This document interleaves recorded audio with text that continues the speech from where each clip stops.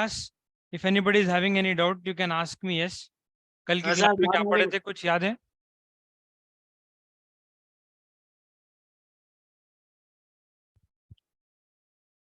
Yes, I am able to hear you all. Somebody was talking something. Yes, you can ask.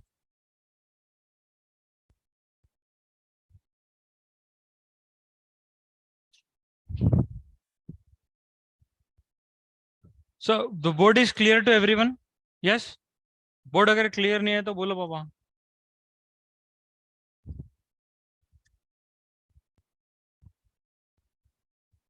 Now are you able to see everyone? Sir, it is dark. तो पीछे के डालेंगे lights.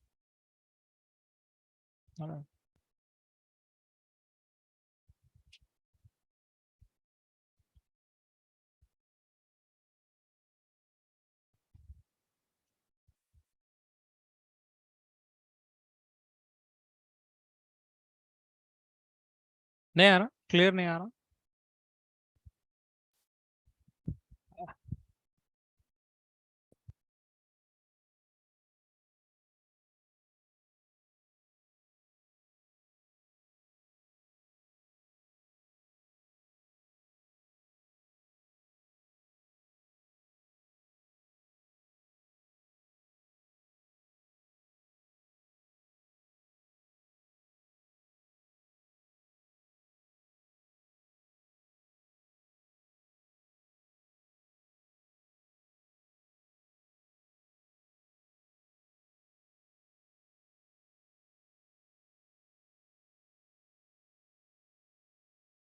Okay. So students, just listen to me. In yesterday's class, anybody is having any doubt, you can ask.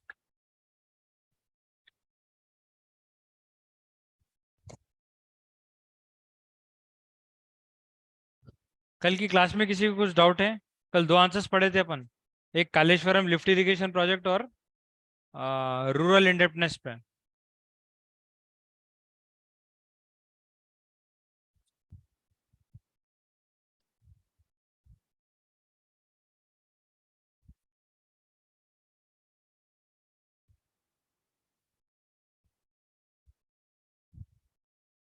Yes, students, I'm waiting for your response.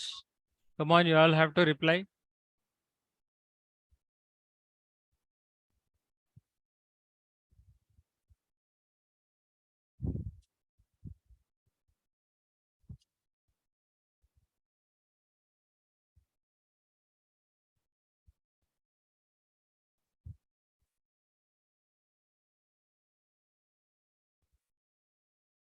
Okay.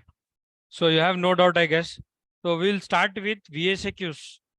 In today's class, we'll talk about all the VSAQs which we have which I have already given in the syllabus. Okay.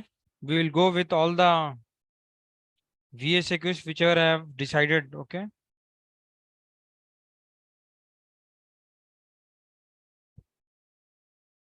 So today we'll do around 10 to 20, 10 to 15 questions. Okay.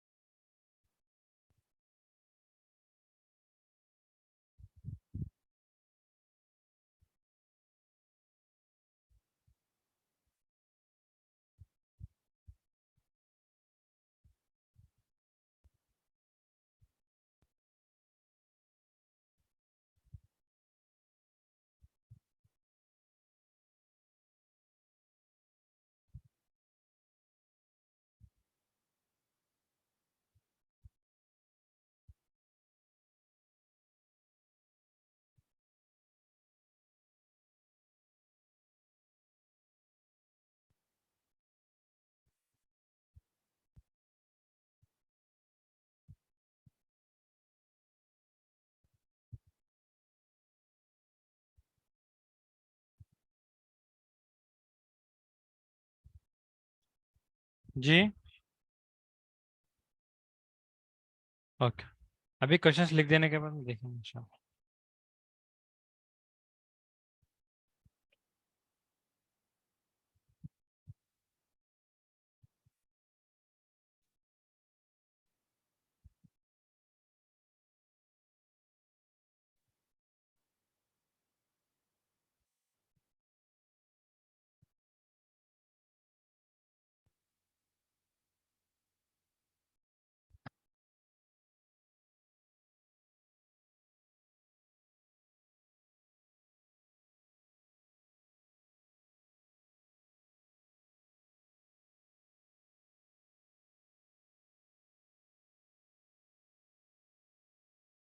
Okay, so students, now are you able to see the board? Look at the board. uh,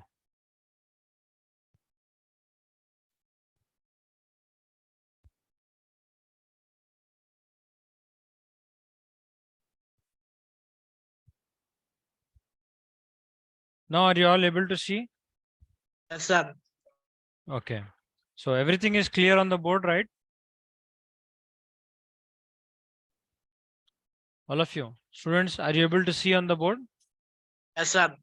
Okay, तो जो पहला question है हमारा economic growth. So what do you mean bye economic growth? हम growth किसको बोलते हैं बाबा? और इकोनॉमिक ग्रोथ का मतलब क्या होता है? Can anyone answer? Yes,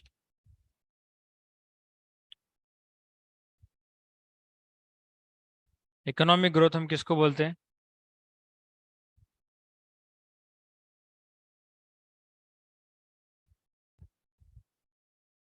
okay, so nobody is answering, let me answer. देखो, ग्रोथ का मतलब होता ग्रो होना, इकोनॉमिक ग्रोथ का मतलब होता इकोनॉमी ग्रो होना। समझ में आ रही बात? ग्रोथ के अंदर हम ये देखते हैं कि भाई हमारी जो प्रोडक्टिविटी है वो कितना ग्रो हो रही। Increase in the real GDP of a country is known as economic growth. ये मेनली ये जो कॉन्सेप्ट है ग्रोथ का, ये डेवलप्ड कंट्रीज के लिए ज्यादा सूटेबल है। समझ में आ रही बात? Are you able to understand everybody? Okay, economic growth का जो कॉन्सेप्ट है डेवलप्ड कंट्रीज के लिए वो ज्यादा सूटेबल कॉन्सेप्ट है। Okay, what they actually do, those all are developed, they actually try to increase their production, increase their economy. Okay, उनकी economy को इंक्रीज करने में वो लोग लगे हुए रहते, राइट? तो डेफिनेटली प्रोडक्टिविटी के इंक्रीज हो जाना या जीडीपी का राइज हो जाना, हम उसको बोलते हैं इकोनॉमिक ग्रोथ। यूं समझो कि भाई increase in the goods and increase in the goods and services, the production of goods and services, if it is increasing, definitely there will be a growth in a country. Understood everybody? The first one, all these are VSQs which will carry around 2 marks. Okay, do understand that? पहली बात समझ में आ गई सबको? Economic growth समझ में आ गया बेटा? Sir. Okay, so second one, let us come to the second one. Second one is literacy rate. Literacy rate का मतलब क्या होता? कंट्री में लिटरेसी रेट क्या चल रहा हमको मालूम होना जरूरी है। Okay, what is the literate ratio of literates? Okay, we want, if you want to know, we have some formula to attain the literacy rate of our country. ठीक है, उसका एक सिंपल बेसिक फार्मूला है, 7 years of above aged population divided with total population into 100। ये एक simple सा formula है कि भाई 7 साल जिसकी एज हो गई उनको, ठीक है, 7 years and above age population को टोटल पॉपुलेशन से डिवाइड करें ना। 7 साल में कितने लोग स्कूल ज्वाइन करे या पढ़े या पढ़ना लिखना जानते या एक लैंग्वेज भी जानते, लिखना जानते, पढ़ना जानते, उनके काउंट को टोटल पॉपुलेशन से डिवाइड करेंगे हम। उसके बाद इंटू 100 करेंगे तो will easily get the literacy rate of our country. Understood everybody? This question also has been asked for many number of times. Understood everyone? Is anyone having any doubt in this? Yes, sir. Okay, now moving to the third one. Third one, what do you mean by IMR? IMR का मतलब क्या होता? Infant mortality rate. क्या बोलते हैं? IMR का मतलब होता infant mortality rate. Infant mortality rate का मतलब देखो, पहली चीज तो ये क्लियर कर लेंगे हम, इन्फेंट किसको बोलते हैं? Yes, can anyone answer me? What do you mean by infant?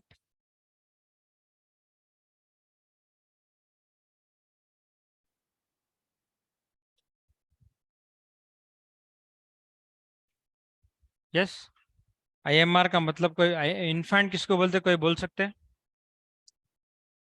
Participants?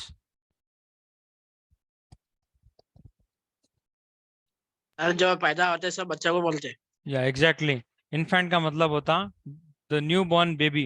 Okay, new born baby who has not completed his first birthday, you मान के चलाओ। ओके, जो वह ऐसे बच्चे जो अपना फर्स्ट बर्थडे भी कंप्लीट नहीं करें, हम उनको बोलते हैं infant, right?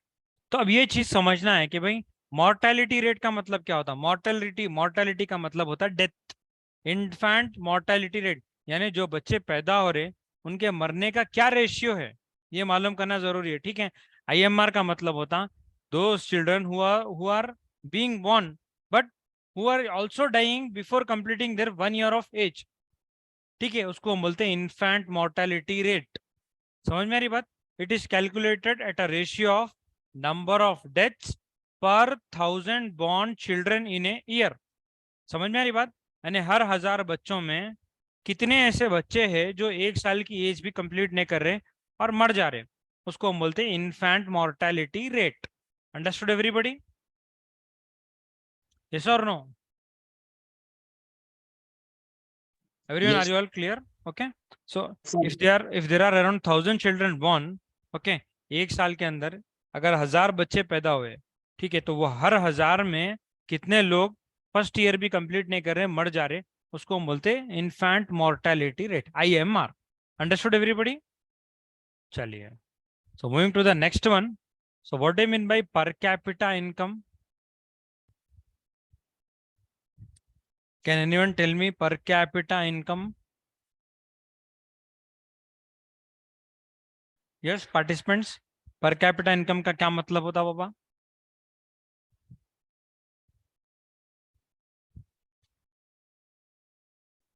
Yes students, per capita income हम किसको बोलते हैं?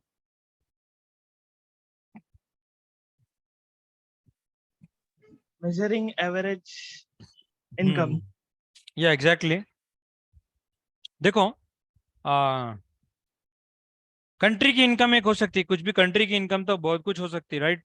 Right now we are our income is, India की जो नेशनल इनकम है वो हमारी जो GDP है वो डिटरमाइन करती है कि भाई कंट्री की इनकम क्या है, ठीक है?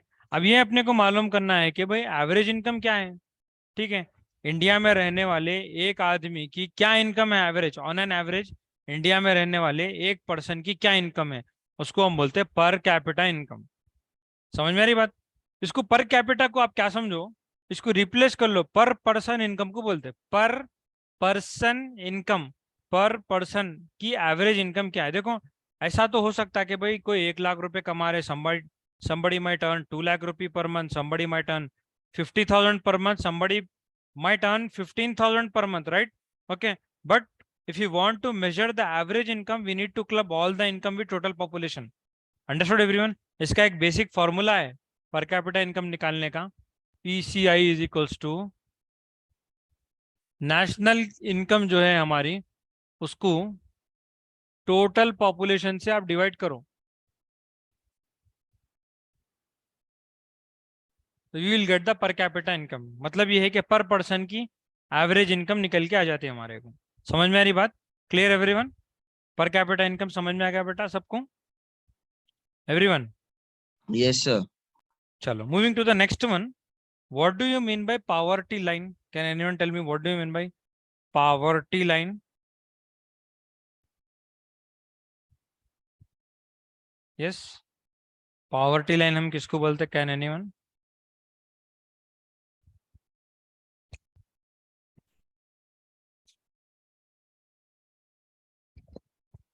यस स्टूडेंट्स, पॉवर्टी लाइन हम किसको बोलते, कोई बता सकते हैं?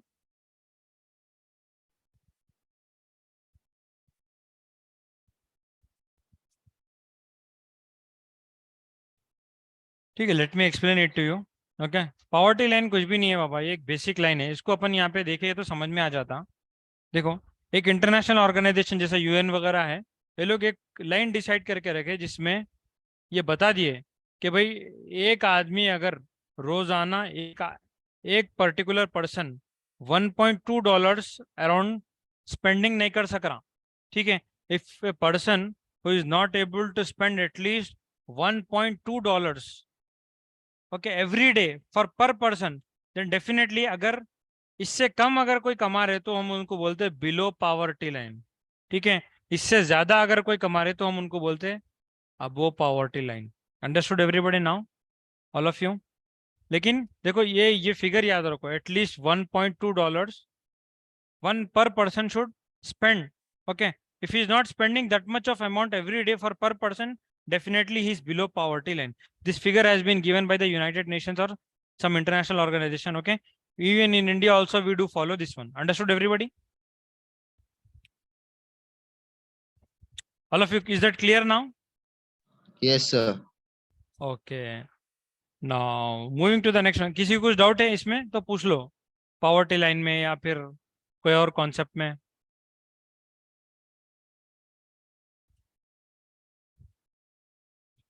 Shall I move to next answer?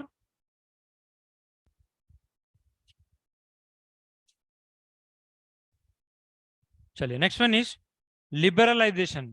Liberalisation का क्या मतलब है हम बात करेंगे। है भाई किसी को कुछ डाउट है प्रीवियस आंसर्स में?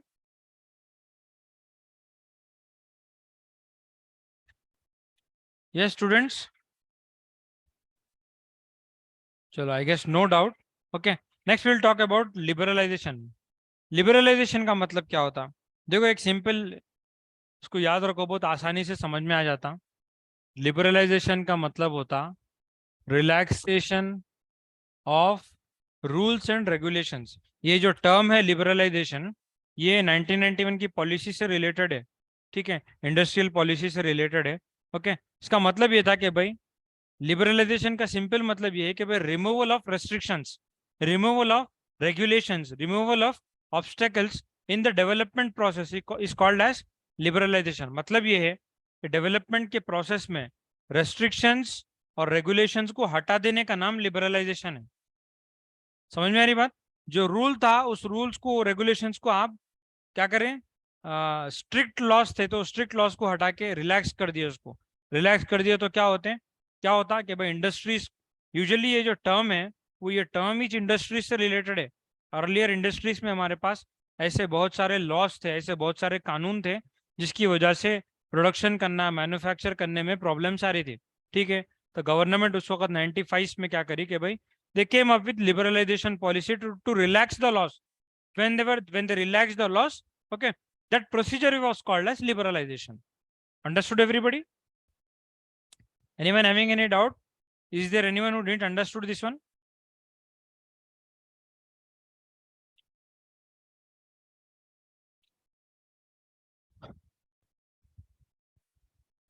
Yes, anyone is having any doubt? No, sir. No, sir. Okay, everything is clear. Yes, sir. Okay, next one is TS IPAS. Next one is TS IPAS. ठीक है, ये देखो ये बहुत आसान है। Telangana state industrial industrial project self certification एक, ये let me once again see the abbreviation of this particular one. State industrial, Telangana state industrial.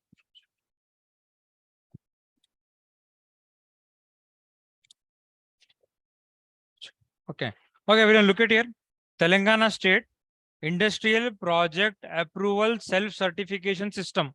Okay, once again I repeat, Telangana state industrial project approval self certification system. देखिए basically ये एक certification system है जो Telangana government दे रही, ठीक है। जिस किसी के पास भी ये सर्टिफिकेट रहेगा, whoever owes this kind of certificate, the Telangana government is giving them some kind of facilities to these people, those all are investors especially to those kind of people, Telangana government is enhancing this kind of TS IPAS self certification system to that particular people.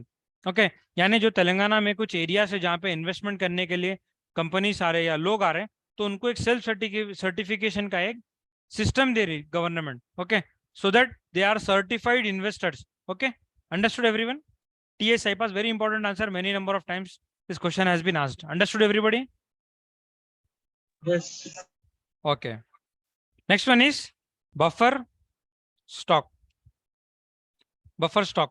देखिए buffer stock का मतलब ये होता है कि भाई ये stock नजर आ रहा है आपको लफ्ज, स्टॉक का जो लफ्ज है बफर स्टॉक. बफर स्टॉक क्या है? एक स्टॉक है जो गवर्नमेंट मेंटेन करती. क्यों?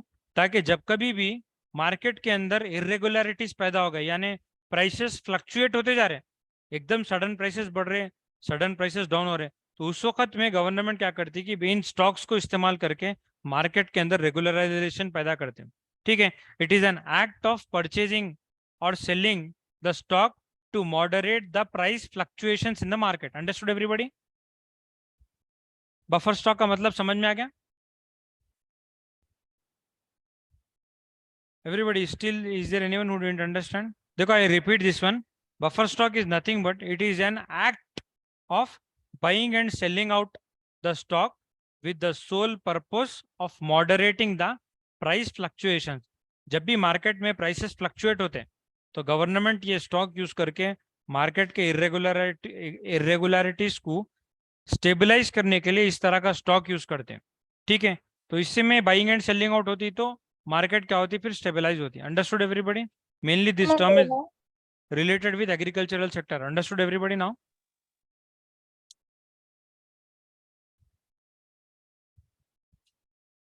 Okay, next one is sustainable development. Next one is sustainable development. Everybody, are you able to hear to me?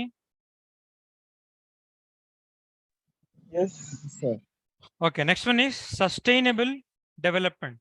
देखिए, डेवलपमेंट तो हम सबको मालूम है कि भाई डेवलपमेंट एक लॉन्ग टर्म प्रोसेस है. डेवलपमेंट होने के लिए थोड़ा वक्त लगता, सोसाइटी में चेंजेस आना, इंफ्रास्ट्रक्चर में चेंजेस आना, हम टेक्नोलॉजीज को अडॉप्ट करने वाले बनना, it is a long term process, right? Okay, but ये जो लॉन्ग टर्म प्रोसेस है, ये डेवलपमेंट के अंदर अगर हम नेचर को हार्म कर रहे हैं तो ये डेवलपमेंट सस्टेनेबल नहीं है. बल्कि ये डेवलपमेंट अब सस्टेनेबल नहीं है, but it is against our nature, right? Am I right और नॉट? यस. सस्टेनेबल का मतलब ये होता है कि भाई हम we should develop our nation. Our development should take place in such a way that it should not harm the requirements of the nature for coming generations. Generation on generation, what actually happens? They are going to use the same kind of nature facilities, right? Whatever the nature is providing to us, the same things, the same nature will be provided to the future generation, right?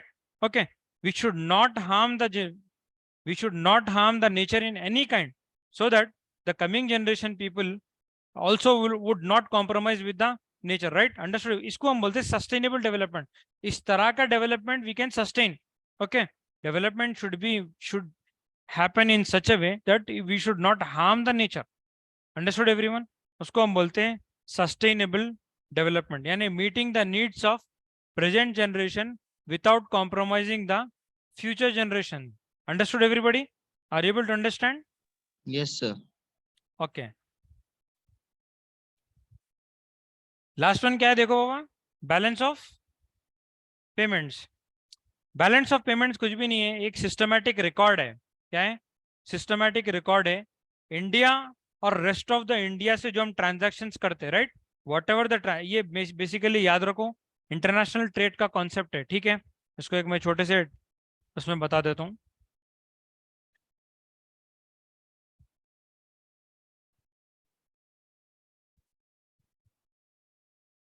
Okay, ये एक छोटा सा जो है record है जो हम India और रेस्ट ऑफ द इंडिया से जो ट्रांजैक्शंस करते हैं. It is a systematic record of all the transactions with India with rest of the world. Understood everyone?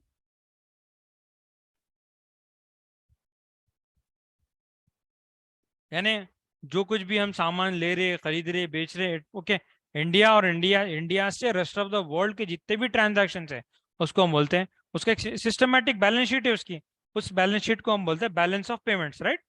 India से रेस्ट ऑफ द वर्ल्ड के जो ट्रांजैक्शन है हम एक रिकॉर्ड बनाते हैं, उस रिकॉर्ड का नाम है balance of payments. Understood everybody? Yes, students. Yes, sir. Okay, everyone, is that clear now? All these 10 answers. Okay, shall I repeat? Okay, पहला क्या था बाबा? Economic growth. इकोनॉमिक ग्रोथ तो मैं बता दिया, जीडीपी से रिलेटेड है, प्रोडक्शन के इंक्रीज होने से इकोनॉमिक ग्रोथ का होना आसान हो जाता। ठीक है, सेकंड वन क्या है बोलो? Literacy rate. हमारी 7 years ऑफ एज ग्रुप, उसमें उसमें कितने लोग पढ़े लिखे हैं, कितने लोग लैंग्वेज जानते, कितने लोग पढ़ना लिखना जानते, उसको हम टोटल पॉपुलेशन से डिवाइड करें, इंटू 100 करें, तो अपने को कंट्री की क्या लिटरेसी रेट है मालूम हो जाती। समझ में आ रही बात? ओके, नेक्स्ट थर्ड वन क्या है? आईएमआर। आईएमआर मैं डिटेल में समझा दिया। इन्फेंट मोर्टालिटी रेट, यानी जो बच्चे पैदा हो रहे, 1 साल के अंदर कितने बच्चे मर जा रहे वही बच्चों में, उसको हम बोलते हैं infant mortality rate. Okay, next one है हमारा पर कैपिटा इनकम। पर कैपिटा इनकम को मैं बोला पर कैपिटा, कैपिटा हटाओ, पर पर्सन इनकम लिख लो, वहां पे आपको आसानी से समझ में आ जाता। एक कंट्री में एक आदमी की क्या एवरेज इनकम है, उसको हम बोलते हैं पर capita income. Understood everyone? Next one है आपकी पॉवर्टी लाइन। पॉवर्टी लाइन तो मैं बता दिया, इसको हम हिंदी में बोलते हैं गरीबी रेखा। एक लाइन है जिसमें यूनाइटेड नेशंस की तरफ से एक फिगर दिया है, $1.2 पर पर्सन। अगर कोई फैमिली खर्च नहीं कर सक रही, इतने भी कमा नहीं सक रही, तो हम उनको सेग्रीगेट करते हैं बिलो पॉवर्टी लाइन, और उससे ज्यादा कोई कमा रहे तो हम उनको बोलते हैं above poverty line. Understood everybody? चलिए, नेक्स्ट वन है लिबरलाइजेशन। लिबरलाइजेशन का मतलब होता relaxation of rules and restrictions या removal of rules and restrictions. Okay, industries से रिलेटेड है।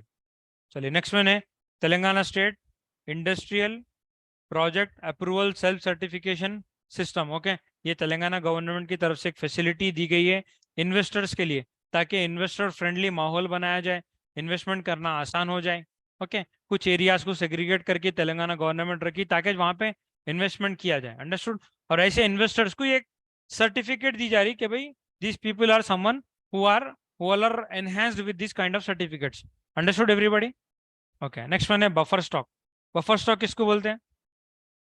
Yes, buying and selling out the stock with the sole purpose of moderating the price fluctuation. Government इसको regulate करते, ठीक है। Ninth है sustainable development.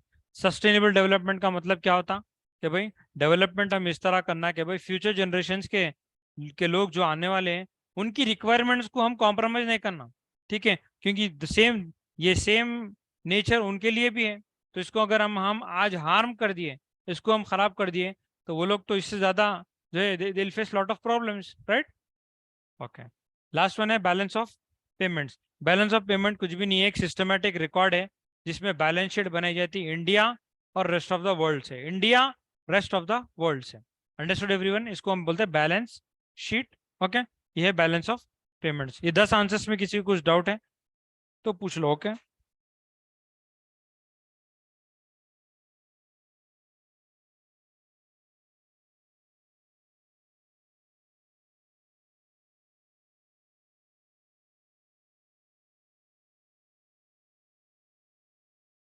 Sorry.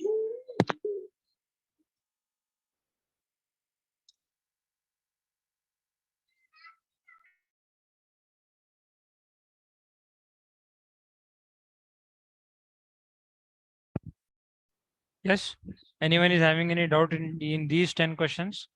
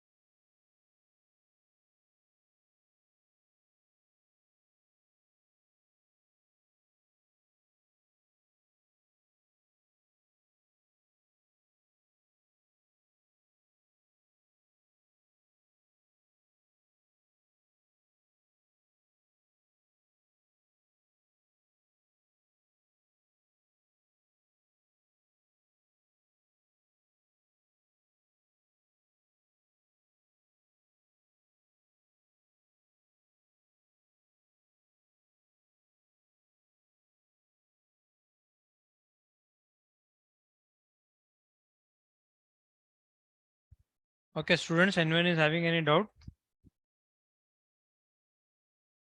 in these 10 questions? If nobody is having doubt, I'll No, sir. erase all this. Okay, किसी को doubt तो नहीं है कोई भी?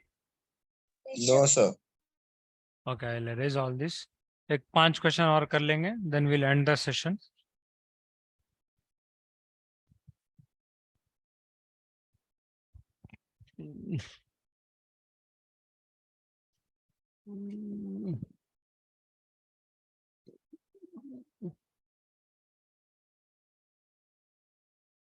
बड़ा लिखना था।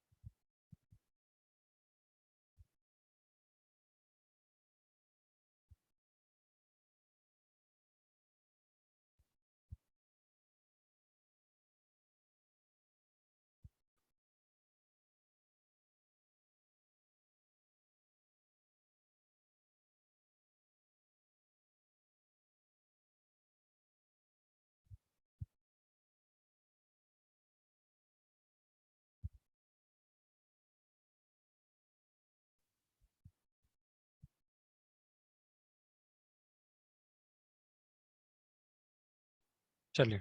So now look at here, everyone. Just now we completed around 10 questions. Okay, we'll move with the 5 more questions and we'll end the session. Okay, everybody just see. So what do you mean by Cyberabad? Cyberabad हम किसको बोलते हैं बाबा? देखो, Cyberabad mainly Hyderabad का जो western part है, जैसा यहाँ से जो शेखपेट वगैरह है, शेखपेट, गच्चीबोली, ये जो एरियाज हैं, ये वेस्टर्न पार्ट में आते हैं हैदराबाद के. ठीक है, वो वेस्टर्न पार्ट को एक सेपरेट कमिश्नरेट बनाया गया जिसका नाम है साइबराबाद. ओके, जहाँ पे बहुत सारे आईटी कंपनीज लोकेटेड है. There are lot of IT companies, more than 1000-2000 companies are being located, more than 4 lakh employees are being employed with those companies. Okay, that area has been termed as Cyberabad. Understood, everyone? All of you.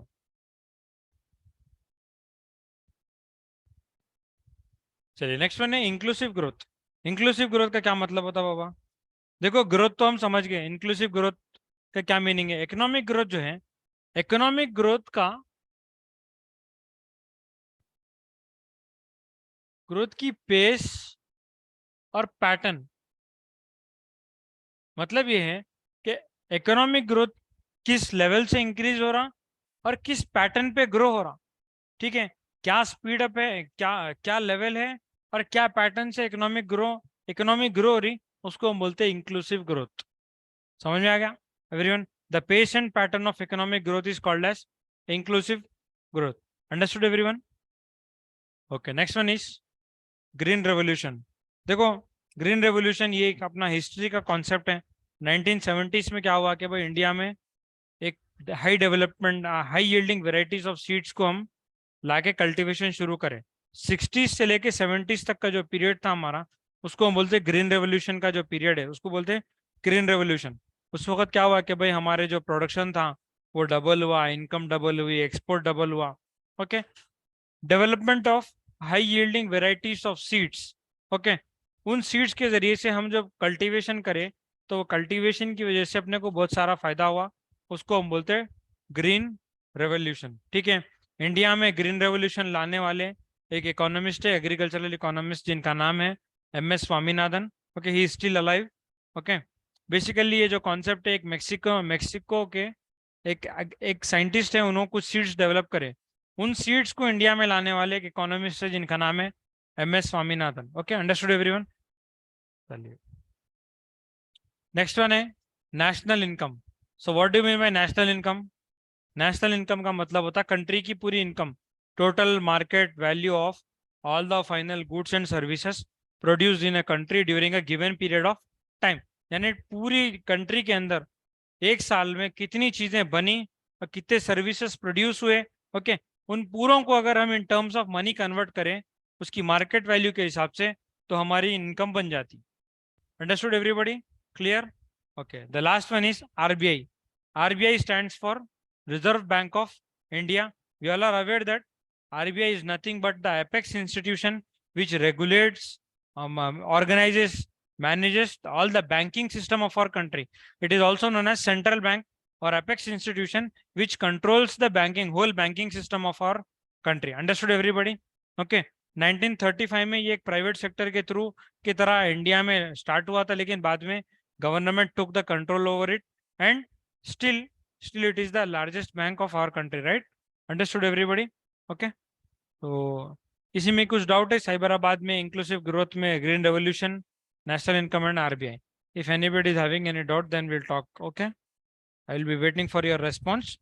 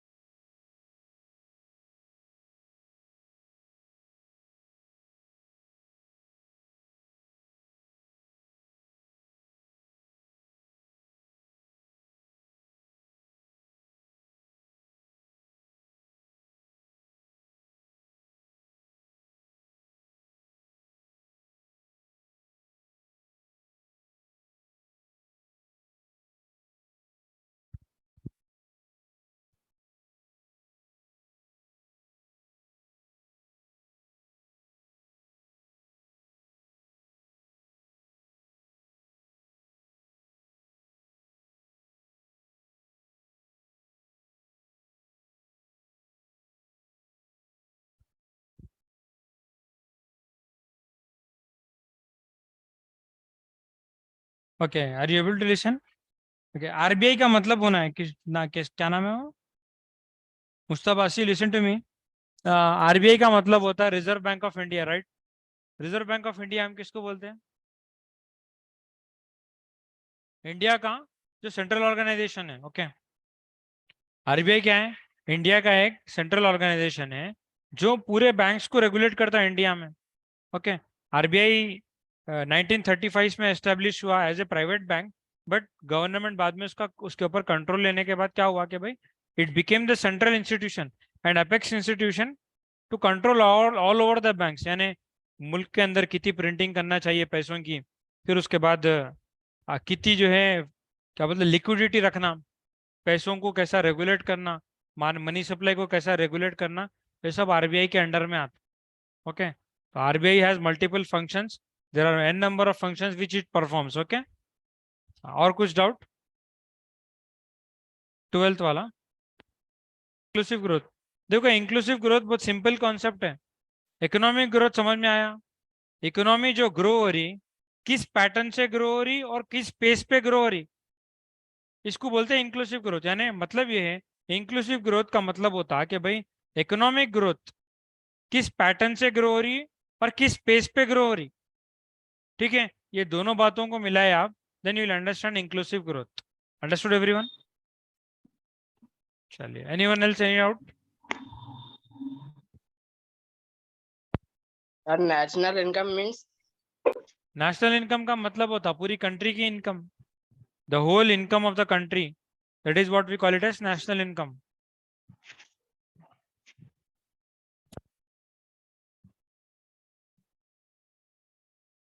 Yes, anyone else? और green revolution means sir देखो green revolution का मतलब होता 1960 से लेके 70s में India में क्या हुआ कि भाई एग्रीकल्चर में एक रेवोल्यूशन आया. मतलब ये है कि हम एक टेक्नोलॉजी यूज करें जिस टेक्नोलॉजी की वजह से अपना प्रोडक्शन इंक्रीज हुआ, एक्सपोर्ट्स इंक्रीज हुए, इनकम इंक्रीज हुई. ठीक है, तो उसको इंडिया में लाने वाले एक एग्रीकल्चरल इकोनॉमिस्ट है जिनका नाम है MS स्वामीनाथन. ओके, उन्होंने क्या करे, एक टेक्नोलॉजी, मेक्सिको के एक साइंटिस्ट थे, उन्होंने कुछ सीड्स डेवलप करे, वो सीड्स को इंडिया में लेके आए जिसकी वजह से इंडिया की जो एग्रीकल्चरल इनकम थी वो ऑलमोस्ट डबल हुई. ठीक है, तो उस 10 साल 15 साल के पीरियड को हम बोलते हैं green revolution. Green revolution. Anyone else, any more doubts? So, so,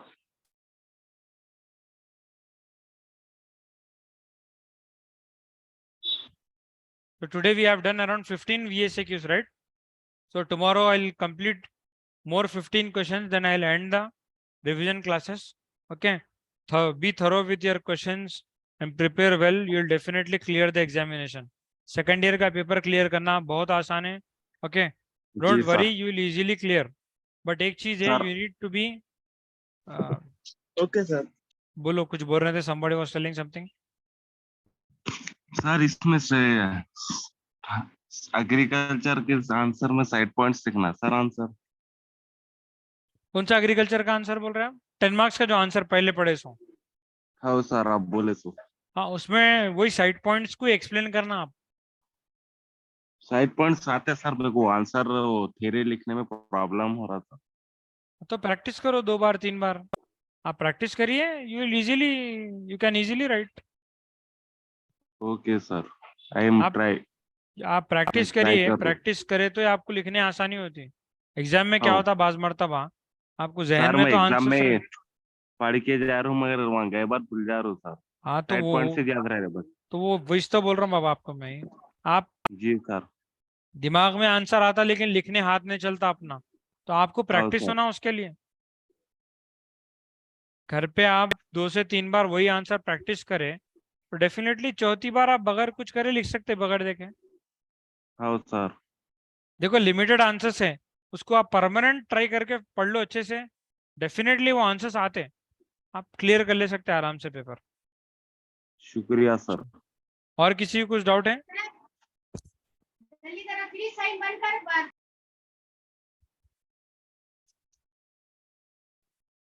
और सर शुक्रिया सर. ओके, तो ये 15 आंसर्स आज जो मैं पढ़ाया, ये 15 के 15 आंसर्स अच्छे से रिवाइज करो, इसकी नोट्स बना लो. ओके, ये क्वेश्चंस इसमें से 6-7 भी आए तो क्या बुरा है बोलो. कल एक 15 और पढ़ा तो इंशाल्लाह वी कैन ओवरकम. ओके, आपको लिखना रहता 15. ठीक है, 30 में से 10-12 भी आ गए, 12 2 24. 2 10 मार्क के अटेम्प्ट करे, 3 5 मार्क के अटेम्प्ट करे तो डेफिनेटली 50+ मार्क्स ला सकते हैं. समझ में आ रही हाँ बाबा? सर. मेन चीज याद रखो, हाँ. 2 मार्क के जी क्वेश्चंस सर. छोड़ना नहीं. 2 मार्क के क्वेश्चंस बहुत इंपॉर्टेंट है. अगर खाली 2 मार्क के क्वेश्चंस भी पढ़ लिए, 15 आंसर भी अगर आप सही से लिख के आ गए वहां पे, 15 2 30 मार्क्स आपके वहीं कंफर्म हो रहे. अच्छा 2 सारा मार्क्स के जब आंसर्स को, 2 सर. मार्क्स के आंसर्स को हम क्या करना, लाइट नहीं लेना बाबा, परफेक्ट पढ़ के जाना. आप वहाँ परफेक्ट पढ़ के गए तो 2 मार्क्स के आंसर्स में होता क्या, अपन उसको लाइट लेके पढ़ते हैं, उसको परफेक्ट पढ़ के जाना. उसमें भी अगर गलतियां करे, 1 मार्क ला रहे, आधा मार्क ला रहे तो फायदा नहीं रहता. 2 मार्क का आंसर परफेक्ट पढ़ना, परफेक्ट लिखना. ओके, समझ में आ रही बात? तो ये जो 15 आंसर्स आज पढ़ाया, 15 के 15 परफेक्ट पढ़ लो, और एक 15 कल पढ़ाता हूँ, इंशाल्लाह उसमें से 15 आंसर्स आ जाएंगे फाइनल में. अच्छा सर. जी बोलिए. सर 15 आंसर पढ़े ना, इसके जी साइड पॉइंट्स और थोड़ा मैटर आप बोले नहीं, प्रैक्टिस करते रहो तो इसमें से ही आते ना सर. हाँ इंशाल्लाह. शुक्रिया सर। क्या बोले? अब ये 15 आंसर प्रैक्टिस कर ले तो सर, कुछ डाउट है तो कल बात बोल दो। अच्छी बात है, प्रैक्टिस कर लो बाबा इंशाल्लाह। शुक्रिया सर आपका। ठीक है, चलिए, अच्छी बात है, जज़ाकल्लाह। ठीक है भाई, चलो, I am ending the session. किसी को कुछ डाउट है? No, sir. Okay, thank you so much everyone.